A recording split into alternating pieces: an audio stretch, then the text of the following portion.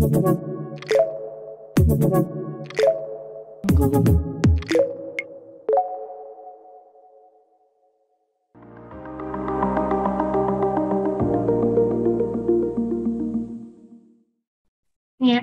baik, terima kasih Kak atas waktunya. Selanjutnya akan dilanjutkan dengan saya dan Rangga selaku moderator dari Poltek SSN yang akan langsung saja nih mensosialisasikan bagaimana dan apa sih itu Poltek SSN. Jadi eh, Poltek SSN ini kita akan tahu nanti bagaimana fasilitasnya, apa itu sekolah Poltek SSN, tapi kita intermezzo dulu nih. Next.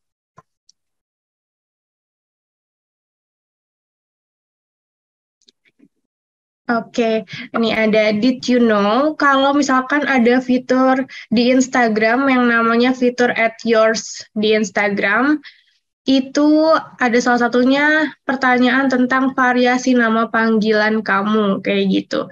Nah, di situ tuh ternyata kita bisa saja dengan sengaja membagikan data pribadi milik kita sendiri yang mungkin membuka celah penipuan atau pencurian data dari orang-orang yang memanfaatkan sesuatu secara ilegal. Jadi di situ kan kita bisa tahu nama panggilan, kota asal, atau misalkan nama pasangan, hari ulang tahun, kayak gitu. Jadi dari situ biasanya penipuan atau pencurian data dapat terjadi, padahal itu dilakukan dengan sengaja oleh kita karena mengikuti suatu tren, kayak gitu. Terus apa sih yang tadi dimaksud dengan pencurian data?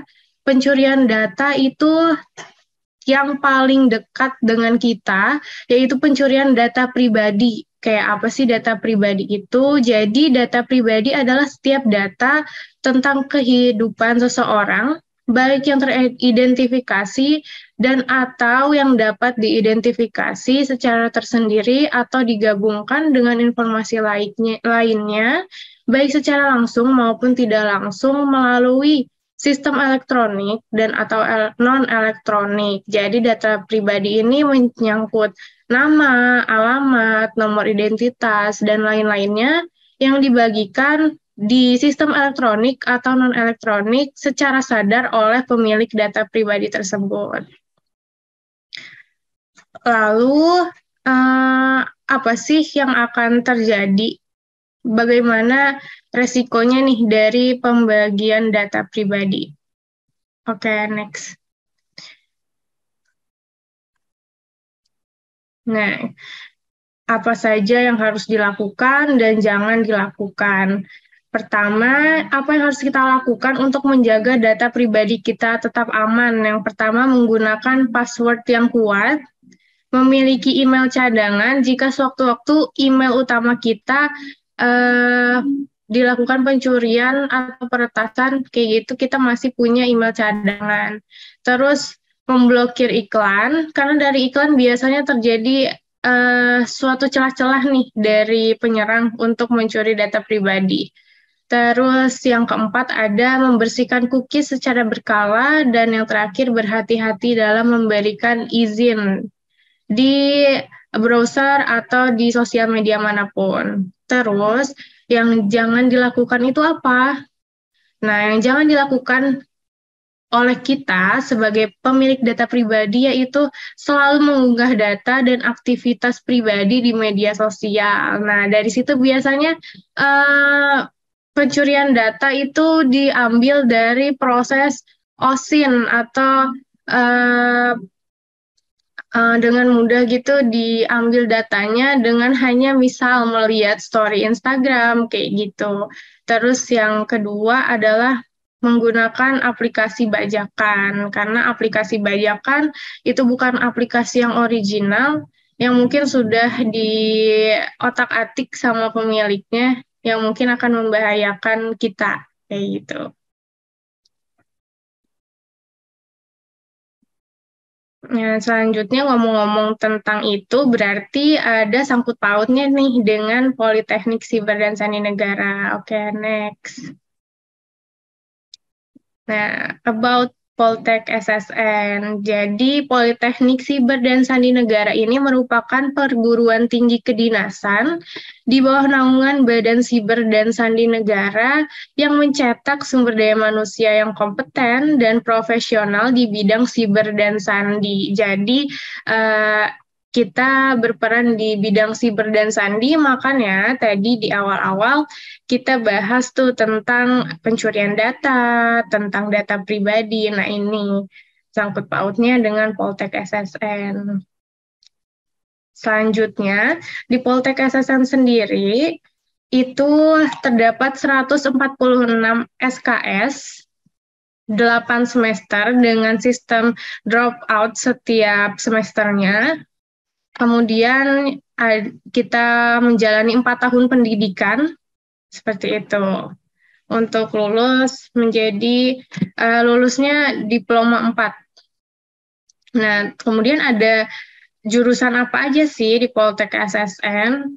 Yang pertama ada jurusan keamanan siber dengan program studi rekayasa keamanan siber. Yang kedua ada jurusan kriptografi yang terdiri atas 2 program studi. Yang pertama, program studi rekayasa kriptografi, yang di dalamnya terdiri dari 2 bidang minat. Bidang minatnya ada rekayasa perangkat lunak kripto, dan bidang minat rekayasa sistem kriptografi. Kemudian ada program studi rekayasa perangkat keras kriptografi.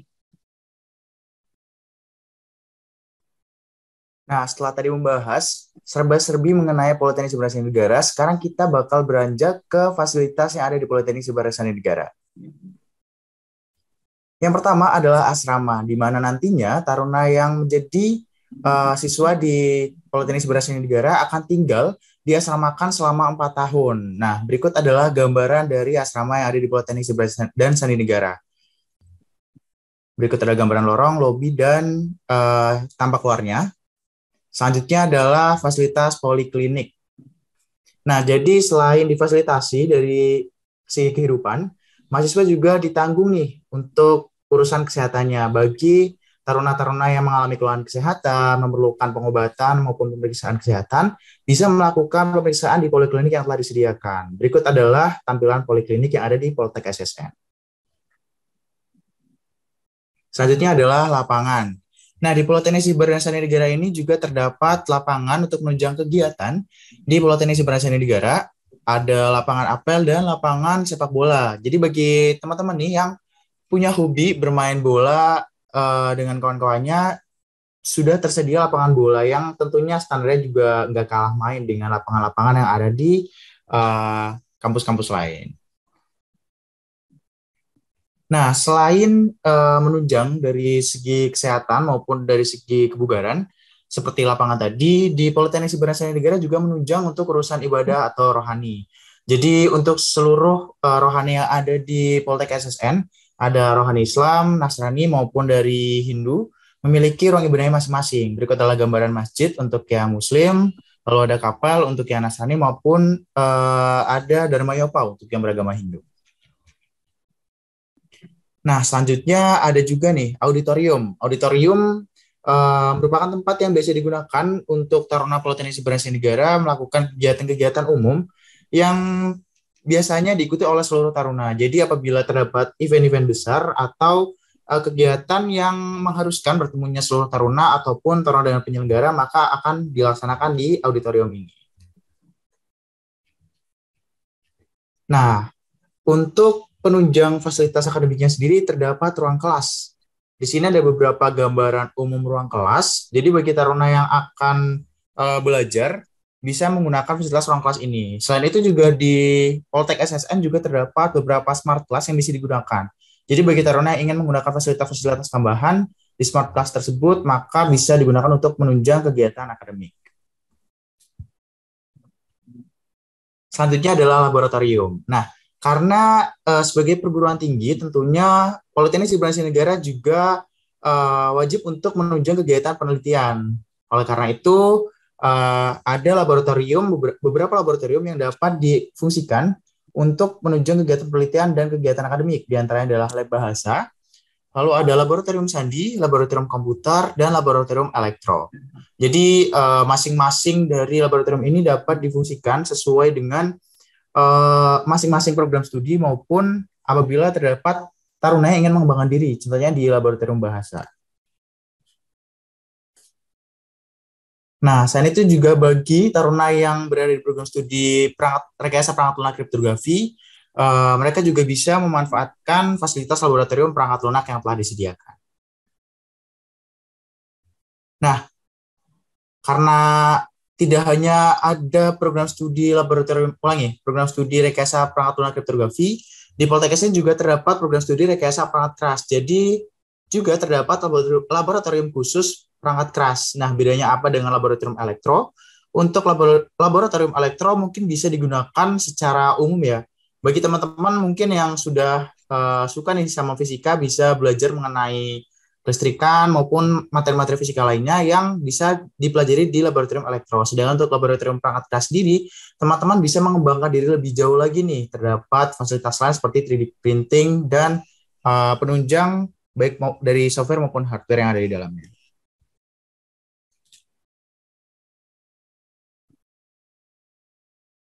Nah, selanjutnya juga terdapat laboratorium perangkat keamanan siber. Bagi teman-teman yang berada di program studi rekayasa keamanan siber, bisa mengembangkan diri melalui fasilitas-fasilitas yang ada di laboratorium perangkat keamanan siber, di mana di dalamnya juga terdapat perangkat-perangkat yang memiliki spesifikasi yang cukup tinggi dan mumpuni untuk melakukan riset di bidang keamanan siber. Nah, selanjutnya nih, bagi rekan-rekan yang mempunyai hobi membaca atau memerlukan referensi untuk studi literatur, maka bisa memanfaatkan fasilitas perpustakaan, di mana di sini tidak hanya melayani peminjaman buku, tapi juga melayani fasilitas seperti fasilitas dalam mencari referensi paper ataupun fasilitas-fasilitas lain. Nah, dan yang perlu diketahui teman-teman semua, segala fasilitas yang ada di Politeknik Siber dan Sandi Negara adalah gratis. Jadi bagi teman-teman yang nantinya akan melanjutkan pendidikan di Politeknik Siber dan Sandi Negara, tidak akan dipungut biaya dari awal pendaftaran hingga nantinya lulus dari Politeknik Siber dan Sandi Negara. Ya, oke. Karena kita kehidupannya itu berasrama, jadi otomatis ada yang namanya kegiatan taruna. Ada apa aja sih kegiatan taruna? Oke, next. Yang pertama ada kegiatan olahraga. Jadi, olahraga dari taruna itu ditunjang meliputi badminton, basket, catur, sepak bola, biliar, dan sebenarnya masih banyak lagi nih olahraga yang ditunjang di kampus Poltek SSN ini. Selanjutnya, ada kegiatan olahraga lainnya, ada nih Scrabble, voli, tenis meja, renang, diving, dan karate. Nah, untuk karate sendiri akan difasilitasi nih dari kampus untuk kenaikan sabuknya, kayak gitu. Selanjutnya ada ruang gym. Ini buat adik-adik nih yang suka banget olahraga yang namanya workout. Di sini juga ada ruang gym, jadi tetap bisa ditunjang nih kebugarannya di ruang gym ini. Nah, selanjutnya ada kegiatan seni. Nah, kegiatan seni ini yang ditunjang meliputi angklung, musik, paduan suara, ada tari juga, ada teater. Nah, selanjutnya ada kegiatan sosial lingkungan. Nah, karena salah satu kewajiban dari perguruan tinggi itu adalah yang namanya pengabdian kepada masyarakat. Nah, si IMKA ini adalah Ikatan Mahasiswa Program Kakak Asuh. Jadi, organisasi IMKA ini merupakan organisasi yang dikelola oleh Taruna untuk melakukan pengabdian kepada masyarakat, khususnya adik-adik nih, untuk salah satunya juga untuk meningkatkan minat literasi dari adik-adik di sekitar kampus Poltek SSN. Nah, yang selanjutnya ada KPALH Bapra-Kecuara. Nah, ini nih yang suka daki-daki gunung, difasilitasi juga nih kegiatan sosial lingkungannya oleh si KPALH Bapra-Kecuara ini. Nah, dari banyaknya kegiatan yang diikuti oleh Taruna Politeknik Siberasa Negara, ternyata Taruna Politeknik Siberasa Negara juga memiliki beberapa prestasi. Di antaranya adalah sebagai The Sixth Asian Conference on Defense Technology tahun 2019.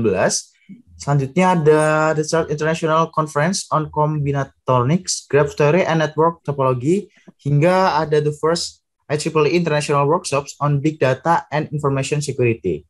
Nah, selain adanya prestasi di bidang akademik, juga terdapat beberapa prestasi lainnya.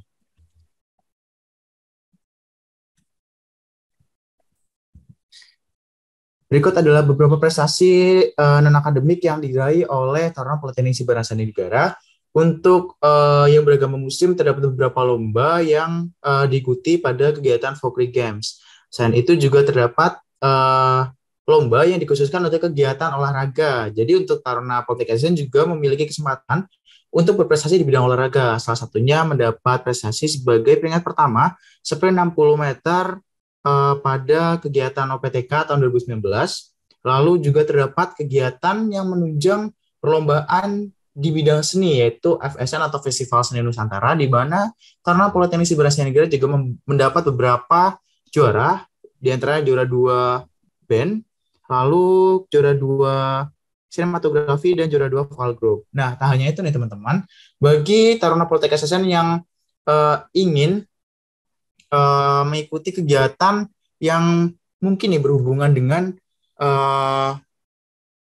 esai, pembuatan esai, maupun kegiatan akademik lain, seperti kompetisi sains, juga bisa mengikuti kompetisi tersebut. Nah, berikut adalah daftar dari prestasi Taruna Politeknik Siberasa Negara. Di antaranya sebagai juara 1 lomba kompetisi esai dan infografis nasional, hingga sebagai peraih medali perak KSI Nasional tahun 2021 pada bidang matematika. Nah, bagi teman-teman yang nantinya telah menyelesaikan pendidikan di Politeknik Siberasa Negara, itu tidak hanya bisa mendapatkan gelar, tapi juga bisa nih langsung mendapatkan prospek pekerjaan. Nah, di mana nantinya lulusan dari Politeknik Siberasa Negara akan ditempatkan di Badan Siberasa Negara.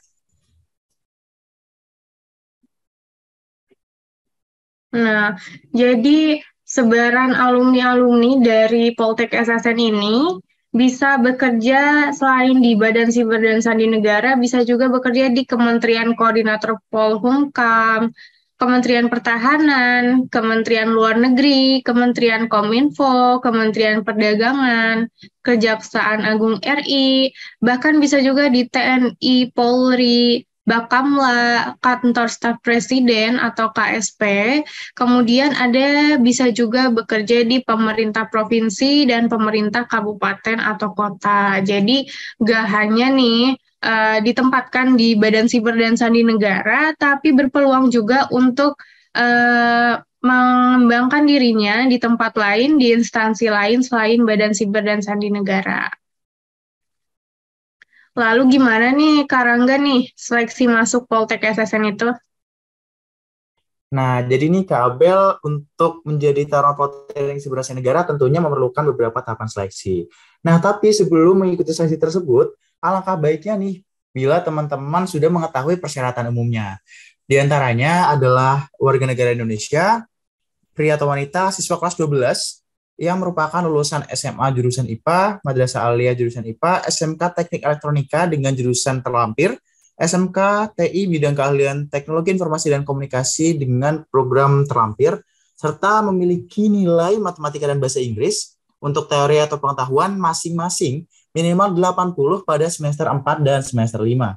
Dan beberapa persyaratan umum lainnya yang mungkin bisa dibaca bagi teman-teman ya. Di antaranya adalah syarat-syarat untuk sehat jasmani dan rohani, minimal umur dan maksimal umur, lalu ada syarat-syarat khusus bagi pria maupun wanita yang ingin mendaftar, syarat belum menikah dan tidak pernah putus studi atau drop out dari perguruan tinggi kedinasan lainnya.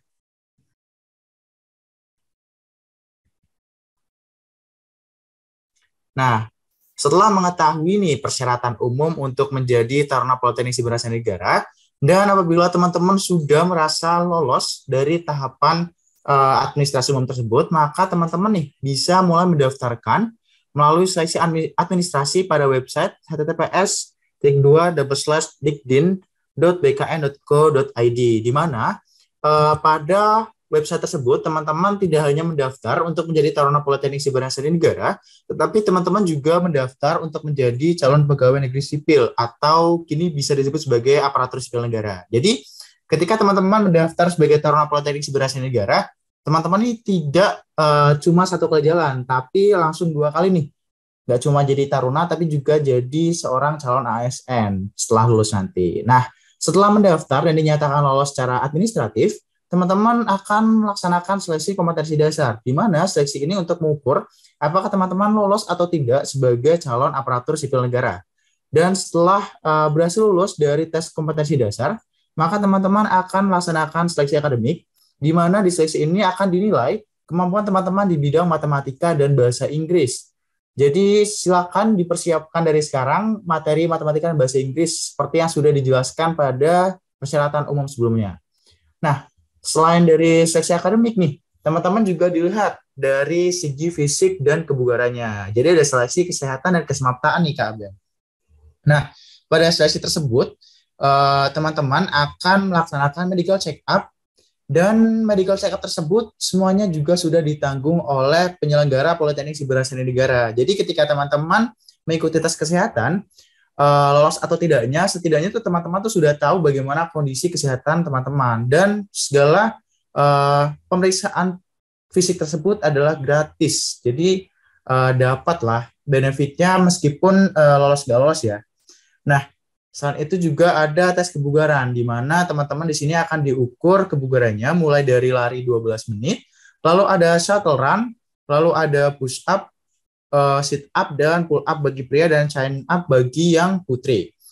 Nah, selain dari segi akademis, kesehatan, dan dari kebugaran, teman-teman juga dilihat dari aspek psikisnya, di mana nanti teman-teman akan melaksanakan seleksi psikologi. Nah, dari seleksi psikologi juga teman-teman akan dilihat dari kesehatan jiwanya nih.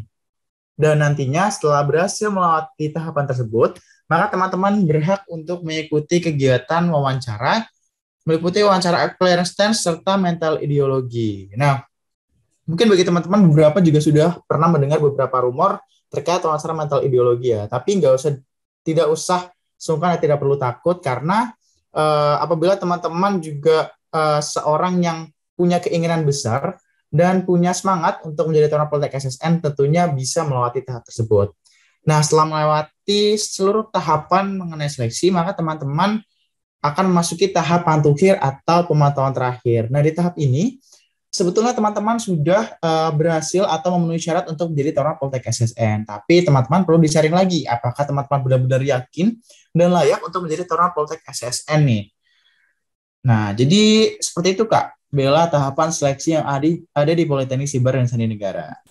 Oke, selanjutnya nih ada yang namanya Trojans. Jadi buat persiapan adik-adik untuk masuk ke Poltek SSN, dari Taruna Poltek SSN sendiri menyiapkan nih yang namanya tryout pejuang siber dan sandi. Jadi akan ada beberapa gambaran terkait untuk seleksi masuk ke Poltek SSN ini dengan mengikuti tryout pejuang siber dan sandi setiap tahunnya. Nah, di sini ada salah satu poster untuk kegiatan tryout Trojans di tahun 2022 ini, yang nantinya di tahun 2023 pun akan ada tryout Trojan selanjutnya untuk menunjang adik-adik atau calon taruna yang ingin masuk ke Poltek SSN.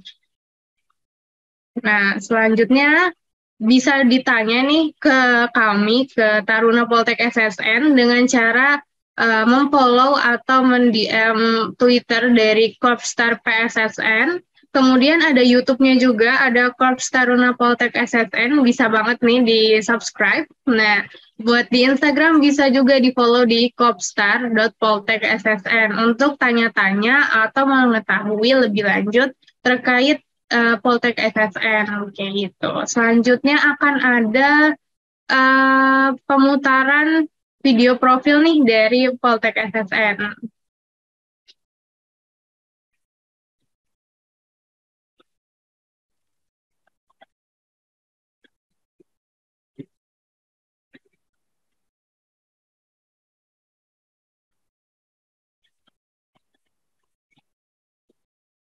Nah, sambil menunggu kita jawab pertanyaan di kolom chat aja nih Kak Rangga ya. Betul banget nih Kak Bel. Bagi teman-teman yang punya pertanyaan bisa mulai mengetik atau mungkin yang online bisa raise hand ya supaya bisa diberikan kesempatan untuk bertanya. Ada nih. Katanya oke, berarti nggak mencari-cari kerja lagi ya. Iya betul banget ya, karena langsung penempatan di BSSN ya kan Kak Rangga. Betul banget nih Kak Bel. Jadi selain tadi yang sudah disebutkan, untuk prospek lulusannya bisa di Badan Siberasari Negara serta bisa juga ditempatkan di kementerian atau badan lain seperti yang tadi sudah disebutkan. Iya, terus ada pertanyaan lagi nih, Kak. Saya mau nanya, untuk fisik apakah ada persyaratan tinggi badan dan kondisi mata? Iya, boleh dijawab nih, Kak Rangga. Nah, untuk persyaratan tinggi badan pada seleksi Taruna Baru tahun 2022 terdapat persyaratan tinggi badan nih untuk putra dan putrinya. Berikut adalah syarat tinggi untuk yang putra.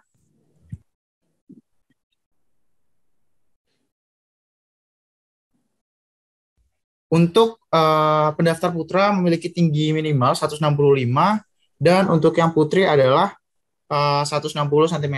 Dan untuk kondisi mata juga terdapat beberapa syarat, yaitu tidak memiliki buta warna secara penuh atau secara parsial.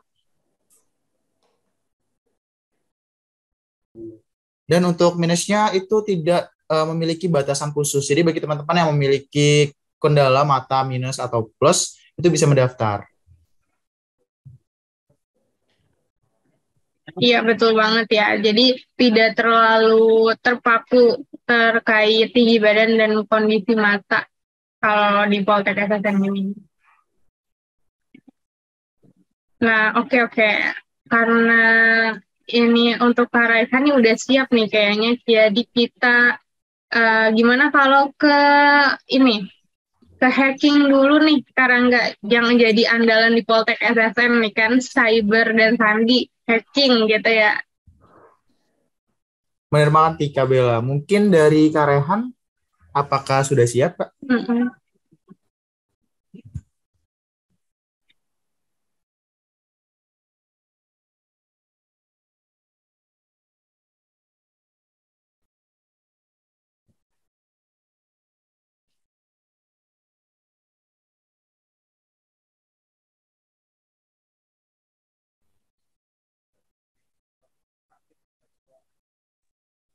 Baik, sebentar, apakah suara saya sudah terdengar? Sudah terdengar? Baik, mungkin bisa langsung dimulai saja.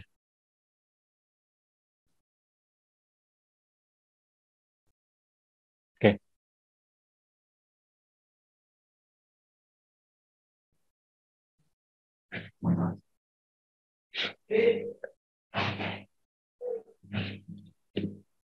Nah, baik, sebelum masuk ke simulasi, saya ingin presentasikan sedikit apa itu eh, serangan yang akan saya coba simulasikan.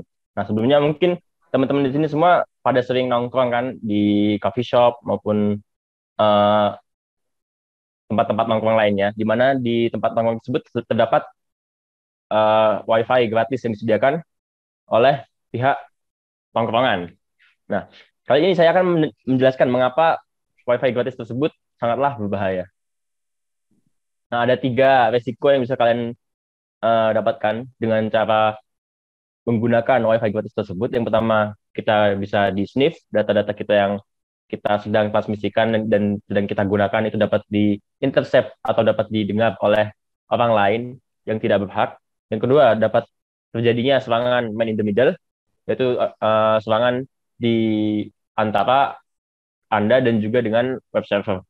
Yang ketiga, yaitu malicious Wi-Fi hotspot, yaitu seperti Wi-Fi yang menduplikat Wi-Fi yang aslinya. Nah, fokus saya di simulasi kali ini yaitu serangan man in the middle. Jadi, apa itu serangan man in the middle atau yang bisa kita sebut dengan man in the middle text? Ya, jadi man in the middle text itu yaitu bisa dilihat diagramnya. Jadi ada user dan victim.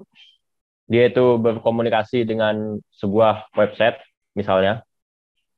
Nah, apabila secara normalnya user dan web aplikasi itu dia berkomunikasi secara langsung. Nah, akan tetapi di diagram ini terdapat suatu entitas yang dalam hal ini yaitu merupakan penyerang atau hacker, di mana dia mengkoneksikan user dan web dan dia secara diam-diam mendengar proses komunikasi data antara user dan web application. Nah, sebelum kita masuk ke simulasinya, mari kita lihat sebuah video.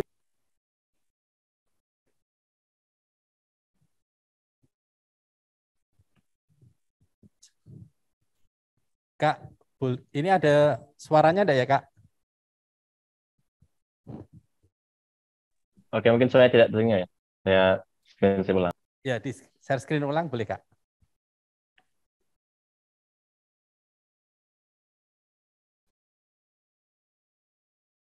People use public Wi-Fi all the time. At a coffee shop, in a hotel lobby, or while waiting at the airport. However, there are many security dangers that lurk on public Wi-Fi networks. Data sent through public Wi-Fi networks can easily be intercepted by cybercriminals. If you use a public Wi-Fi, your personal data could be at risk. A common danger is fake public Wi-Fi networks. These have similar sounding names to legitimate public Wi-Fi networks and are meant to trick and confuse you. Once you connect to this fake Wi-Fi network, everything you do online is monitored by cybercriminals who scan your activity for banking and social media login information. Public Wi-Fi connections can also be used to distribute malware. Cybercriminals can easily plant viruses and other malicious software onto your computer via an unsecure Wi-Fi connection, causing serious damage to your computer and jeopardizing your personal information. Luckily, there are ways to stay safe on public Wi-Fi. 1. Verify your connection. Be sure to ask an employee what the actual public Wi-Fi is to avoid connecting to a bogus network. 2. Avoid checking sensitive data. Unless it's absolutely necessary, hold off on logging into your social media, email, and especially financial accounts while on public Wi-Fi. 3. Turn off sharing. Be sure to turn off sharing while you're on public Wi-Fi. If you leave it on while in a public place, cybercriminals can easily gain access to sensitive personal information and files. 4. Use a VPN. If you need to check sensitive data like your banking account while on public Wi-Fi, use a virtual private network or a VPN. Even if a cybercriminal positions himself in the middle of your connection, your data will be strongly encrypted. 5. Turn your Wi-Fi off when you're done. Even if you haven't actively connected to a network, the Wi-Fi hardware in your computer can still be transmitting data with any network in range. If you are through using the internet, ensure that your Wi-Fi is turned off. Understanding public Wi-Fi risks will ensure your important data doesn't fall into malicious hands. Follow these tips and stay protected with a trusted internet security software in order to stay safe on public Wi-Fi.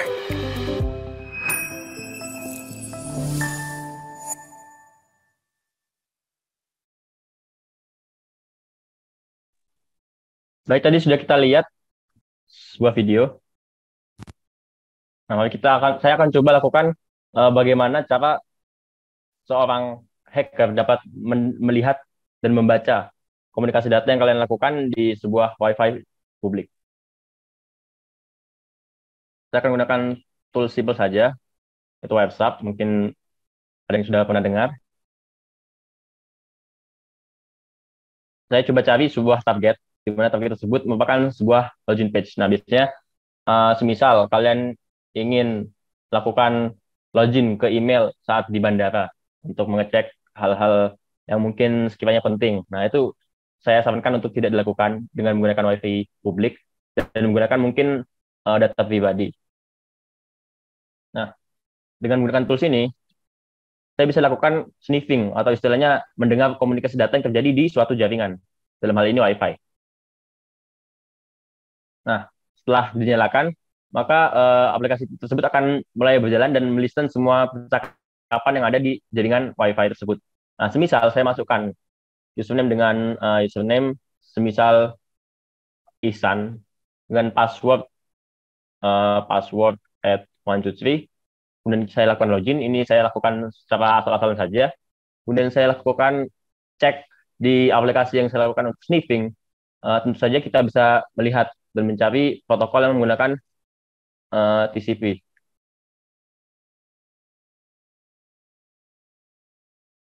Di mana kita bisa cek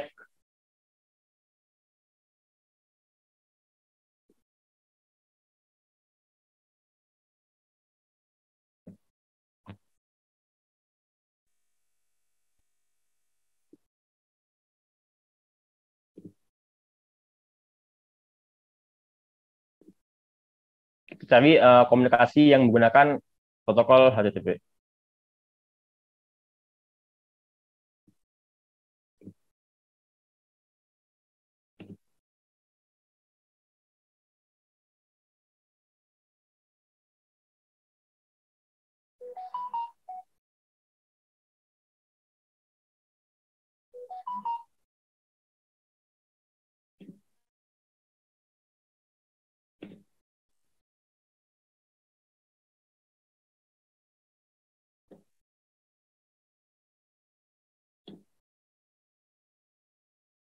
Kita ulangi saja supaya datanya tidak terlalu banyak.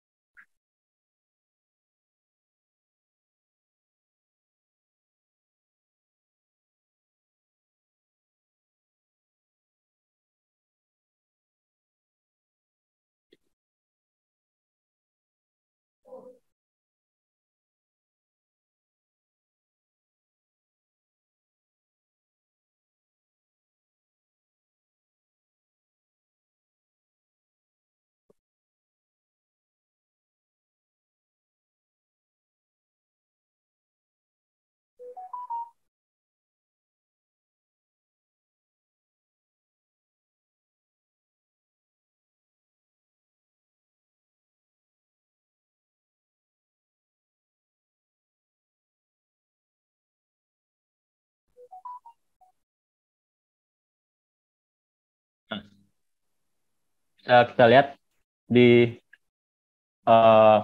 komunikasi yang dilihat di WhatsApp yang berhasil kita capture sebelumnya, username dan password dapat kita lihat secara jelas. Nah, sehingga apabila kalian mencoba untuk melakukan login di suatu layanan yang mungkin krusial seperti email atau m-banking dan lain sebagainya, saya sangat tidak menyarankan untuk menggunakan public Wi-Fi karena email dan password tersebut dapat dilihat secara jelas oleh entitas yang mungkin tidak perlu seperti penyerang.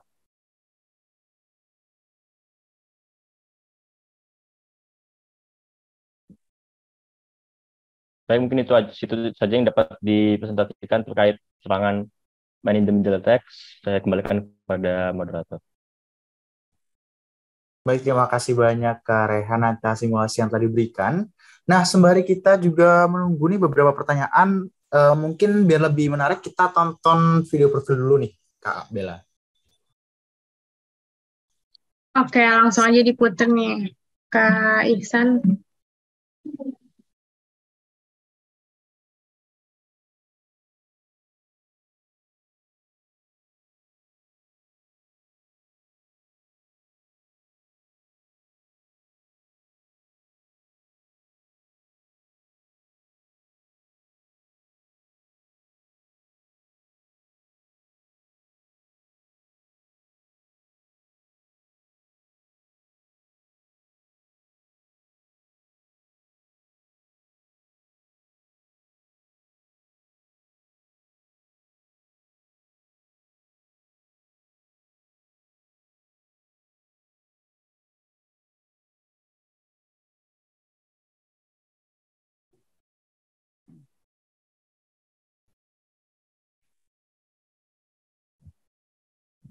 Apa di Oke, mungkin bisa di-share sound-nya, Kak Ihsan.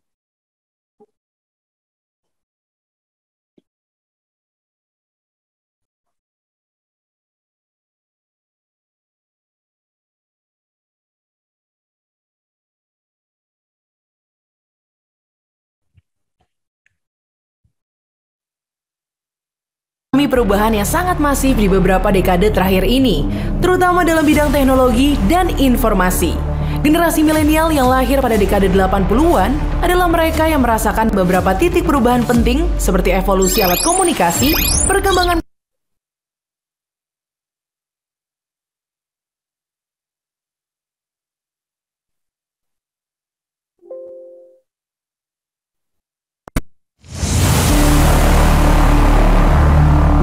Dunia mengalami perubahan yang sangat masif di beberapa dekade terakhir ini, terutama dalam bidang teknologi dan informasi. Generasi milenial yang lahir pada dekade 80-an adalah mereka yang merasakan beberapa titik perubahan penting seperti evolusi alat komunikasi, perkembangan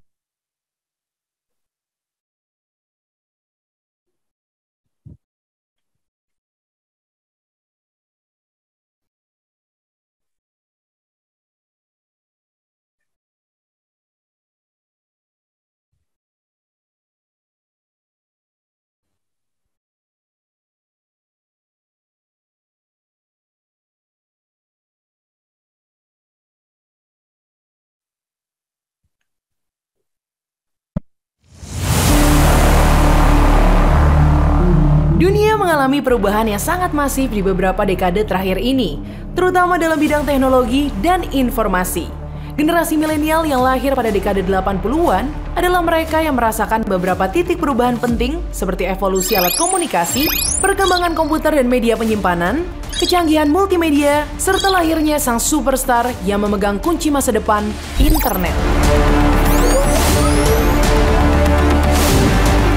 Hari ini kita bekerja, berbisnis, belajar, bersosialisasi, bermain, serta mendapatkan berbagai hiburan dari media yang hampir seluruhnya berbasis koneksi internet.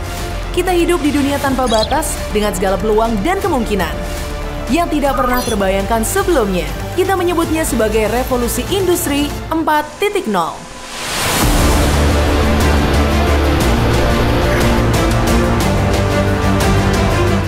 Selalu berjalan bersamaan dengan ancaman. Sisi lain dari kecanggihan teknologi yang kita nikmati saat ini adalah tindak kejahatan di dunia maya yang juga sangat berbahaya atau yang biasa kita sebut dengan cybercrime. Data menjadi sebuah aset yang jauh lebih berharga dari uang. Semua tindak kejahatan di dunia maya menyasar pada data pribadi, keluarga, perusahaan, hingga kenegaraan. Jumlah kerugian akibat cybercrime di tahun 2021 diprediksi mencapai nilai 6 triliun dolar Amerika dan akan memakan satu korban setiap 14 detik.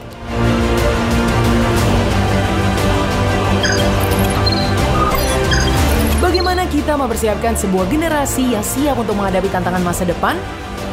Generasi yang bisa memenuhi kebutuhan rasa aman dari dunia maya. Negara membutuhkan SDM yang memiliki pengetahuan dan keahlian di bidang keamanan siber dan sandi yang bermental tangguh dan bermoral tinggi. Politeknik Siber dan Sandi Negara atau Poltek SSN mempersiapkan sebuah generasi kelas dunia yang siap bersaing di dunia maya, berjiwa Pancasila, dan siap melayani bangsa dan negara. Poltek SSN merupakan perguruan tinggi kedinasan yang diselenggarakan oleh Badan Siber dan Sandi Negara atau BSSN.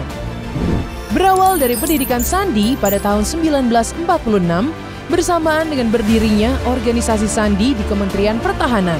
Organisasi ini ditingkatkan statusnya menjadi suatu badan atau lembaga tersendiri bernama Jawatan Sandi, dan sistem pendidikannya disempurnakan menjadi Sandiman dan Juru Sandi.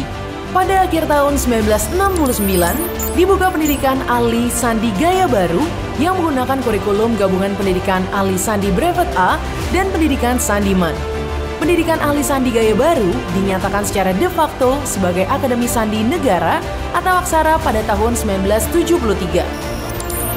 Tahun 2002, Mendiknas menilai Aksara yang setingkat D3 layak untuk ditingkatkan menjadi Sekolah Tinggi Sandi Negara atau STSN. Dan pada tahun 2019, dalam meningkatkan kualitas dan kompetensi sumber daya manusia di bidang siber dan sandi bagi BSSN dan kementerian atau lembaga lain, dilakukan perubahan kelembagaan Sekolah Tinggi Sandi Negara menjadi Politeknik Siber dan Sandi Negara atau Poltek SSN. Poltek SSN dibangun secara holistik untuk menunjang proses pendidikan yang seimbang di dalam aspek jasmani, jiwani, dan rohani. Fasilitas utama yang tidak terpisahkan dari proses belajar mengajar adalah kolam renang, asrama, poliklinik, lapangan olahraga yang sangat lengkap, perpustakaan, sarana beribadah, dan 5 laboratorium. Di antaranya lab komputer, lab elektro, lab bahasa, lab sandi, dan lab cyber. Kegiatan mahasiswa meliputi olahraga, makan bersama, apel, perkuliahan, bela diri, klub olahraga, klub kesenian, kajian rohani, kegiatan senat, IMKA, Bapra Kecuara. Poltek SSN memiliki 3 program studi setara D4 yang harus diselesaikan dalam 8 semester. Di antaranya adalah program studi Rekayasa Keamanan Siber, program studi Rekayasa Kriptografi, dan program studi Rekayasa Perangkat Keras Kriptografi. Program studi Rekayasa Kriptografi memiliki 2 bidang minat, yaitu Rekayasa Sistem Kriptografi dan Rekayasa Perangkat Lunak Kriptografi, menghasilkan aparatur persandian negara yang unggul serta berkontribusi dalam keamanan nasional.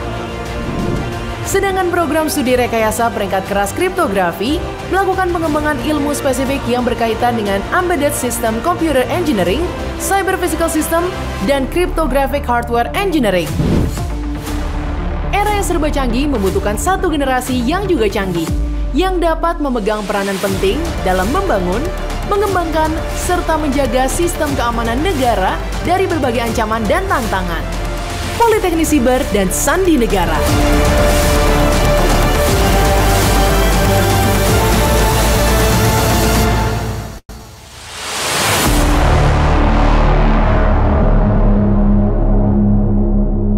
Terima kasih pemaparannya Kak Bella dan juga Kak Rangga, Kak Iksan dan juga Kak Rehan. Saatnya kita akan ada sesi tanya jawab.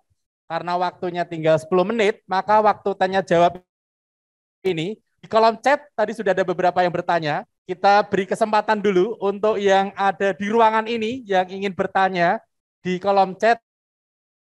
Kita tunggu sebentar untuk yang ada di sini. Silakan untuk angkat tangan dan juga bisa maju ke depan yang ingin bertanya. Oke, terima kasih tadi atas presentasinya Kak. Saya Yosua dari kelas 12 di Loyola. Jadi saya punya beberapa pertanyaan, tepatnya banyak pertanyaan ini. Yang pertama, bagaimana cara mengukur password yang kuat? karena tadi disebutkan di yang do tadi. Kemudian kita kebanyakan masyarakat awam tidak tahu apa itu cookies, karena itu sering muncul di web kita. Jadi pertanyaan saya itu, apa itu cookies yang sering muncul di web? Kemudian memblokir iklan, baik itu di Chrome dan HP, itu baiknya menggunakan apa ya? Kemudian juga saya juga mau tanya tentang pandangan untuk Politeknik Siber Sandi Negara terhadap kasus Bjorka yang membuktikan lemahnya keamanan siber negara Indonesia. Dan apa yang berikutnya ingin dilaksanakan atau dilakukan oleh Politeknik Siber dan Sandi Negara dalam menyikapi lemahnya keamanan siber dari negara kita sendiri. Kemudian juga aku mau tanya soal seberapa pentingnya VPN dan VPN apa yang bagus untuk mencegah koneksi internet, lihat data-data kita ke suatu website. Dan yang terakhir, bagaimana cara cek dengan mudah bahwa WiFi gratis yang kita gunakan sekarang itu telah dibajak. Sekian beberapa rentetan pertanyaan dari saya. Terima kasih. Terima kasih. Banyak sekali ini ya, Kak.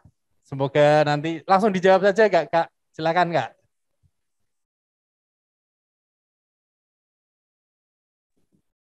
Baik, mungkin untuk pertanyaan-pertanyaan tadi mungkin bisa diulang karena terlalu banyak.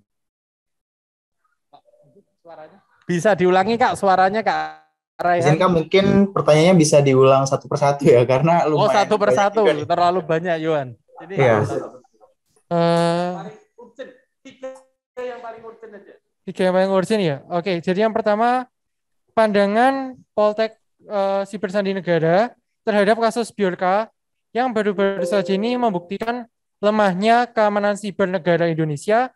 Dan menurut kakak-kakak sendiri, apa yang akan dilakukan oleh kakak-kakak sendiri dan BSSN terkait dengan lemahnya keamanan siber kita? Kemudian juga satu aja, oke. Satu aja, Kak, untuk kasus Bjorka dulu mungkin itu yang semuanya mungkin lagi menarik ya. Itu dulu saja, Kak. Boleh. Izin untuk menjawab, Kak. Mungkin yang pertama tadi ya dari bagaimana langkah yang akan dilakukan dari penyelenggara Politeknik Siber Sandi Negara maupun dari Badan Siber Sandi Negara, tentunya akan mengembangkan nih baik dari sistem pendidikan yang ada di Politeknik Siber Sandi Negara maupun fasilitas-fasilitas penunjang lain untuk menjaga keamanan nasional. Lah, tentunya bagi kita generasi muda yang ingin menjaga nih stabilitas keamanan nasional, alangkah lebih baiknya kan tidak cuma nih kita hanya memberikan komentar-komentar atau hanya menghujat dari sisi pihak government, tapi juga kita alangkah lebih baiknya juga turut berperan serta, meskipun tidak menjadi seorang yang berpartisipasi aktif dalam menjaga kedaulatan nasional, tetapi sebagai masyarakat awam tentunya dapat mulai menjaga data pribadinya dengan cara, contohnya tadi yang sudah disebutkan di awal, tidak membagikan data pribadi secara umum di publik, tidak membagikan foto, video, maupun data-data pribadi dengan mudah. Nah, selain itu, apabila nih teman-teman yang tertarik untuk berperan aktif dalam menjaga kedaulatan nasional, khususnya di bidang keamanan siber, maka teman-teman juga bisa nih join di Politeknik Siber Sandi Negara, agar kemampuan teman-teman juga bisa berdampak positif, tidak hanya bagi diri teman-teman juga, bisa mengembangkan diri, tapi juga bisa bermanfaat ke masyarakat umum, bahkan bisa membantu nih keamanan negara, bisa menjadi seorang yang memiliki peran di bidang keamanan negara. Baik, izin menjambahkan, Kak Rangga. Karena BSSN ini baru dibentuk pada tahun 2019 kemarin, karena sebelumnya Lembaga Sandi Negara.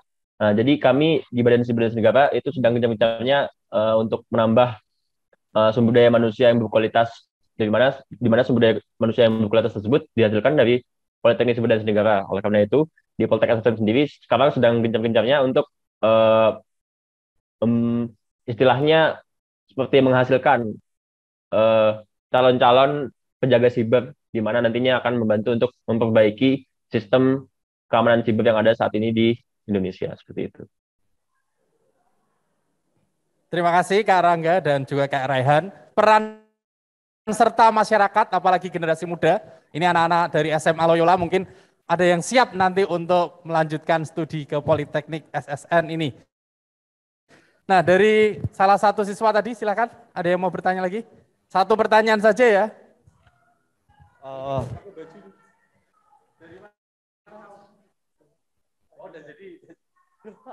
Mana ya Pak?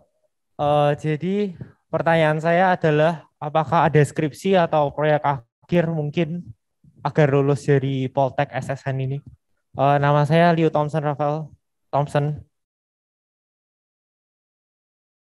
Ini Kak, satu pertanyaan dari Thompson tadi tentang apakah ada skripsi untuk studi akhirnya?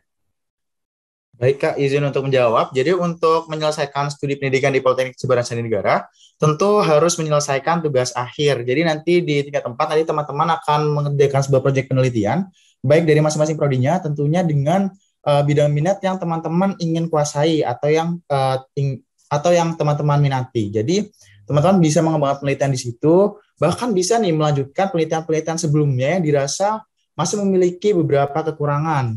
Nah, jadi teman-teman bisa mengembangkan diri sesuai bakat dan minat teman-teman yang tentunya bakal teman-teman temukan di sini. Mungkin yang dulunya belum mengenal kriptografi, keamanan cyber, maupun mengenai perangkat lunak dan perangkat keras kriptografi, teman-teman bisa menemukan minat teman-teman sendiri. Selanjutnya izin Kak untuk menjawab juga beberapa pertanyaan yang sudah pertanyaan di kolom chat ini ya Kak. Ya betul, yang sudah disampaikan di kolom chat. Khususnya dari yang pertama Titik Haryanti ini. Betul, dari Ibu Titik Haryanti, jika calon taruna memiliki prestasi non-akademik di bidang olahraga dan ada bidang penghargaan, apakah berpengaruh? Tentunya sangat berpengaruh nih.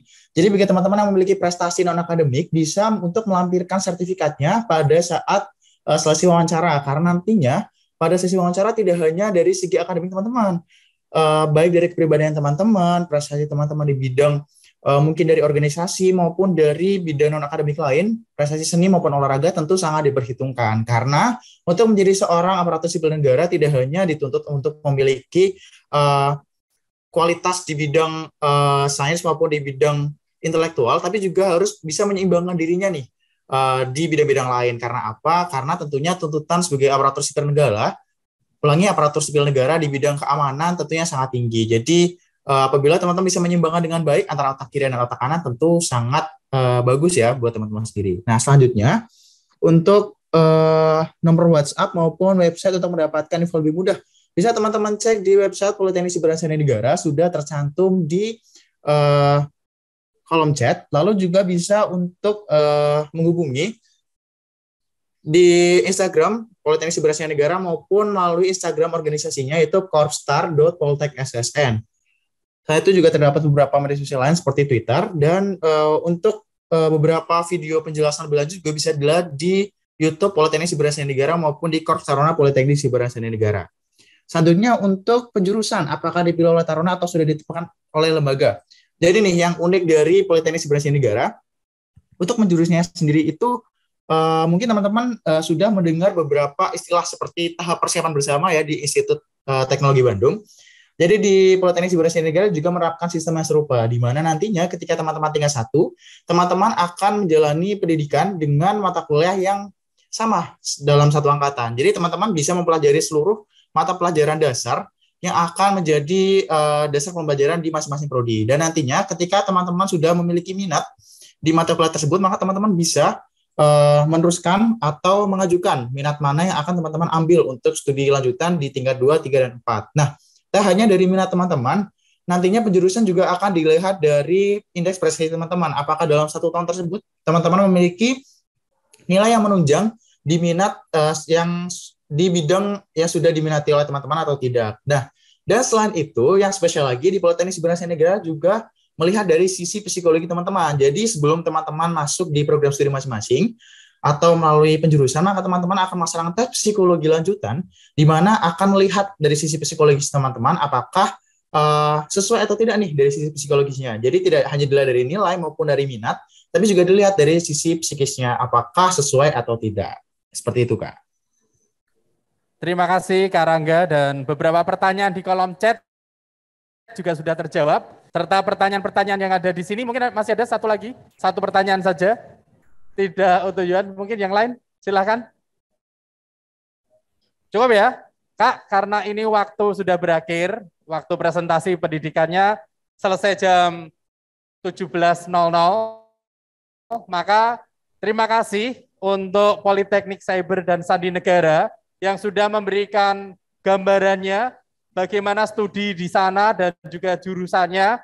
Ternyata kita semua juga saat ini sedang ya sedang berperang terhadap cyber gitu ya untuk memperkuat diri dan juga negara. Maka kami tantang generasi-generasi muda ini untuk berperan juga masuk ke Politeknik Cyber Sandi dan Negara. Terima kasih Kak Bella, Kak Rangga, Kak Iksan, Kak Raihan atas partisipasinya, dan kami akan mengucapkan terima kasih lewat sertifikat, dan nanti ada sesuatu yang kami kirimkan ke Politeknik Cyber Sandi dan Negara. Sampaikan pada pimpinan Politeknik Cyber dan Sandi Negara, terima kasih banyak atas waktu dan kesempatannya. Kak Bella, terima kasih untuk kesempatannya. Kita kasih tepuk tangan dulu untuk Kak Bella. Ya, terima kasih kepada partisipan. Semoga apa yang telah kami sampaikan juga dapat diterima oleh rekan-rekan sekalian, dan semoga ada yang melanjutkan pendidikan ke sini nih, ke Poltek SSN ini.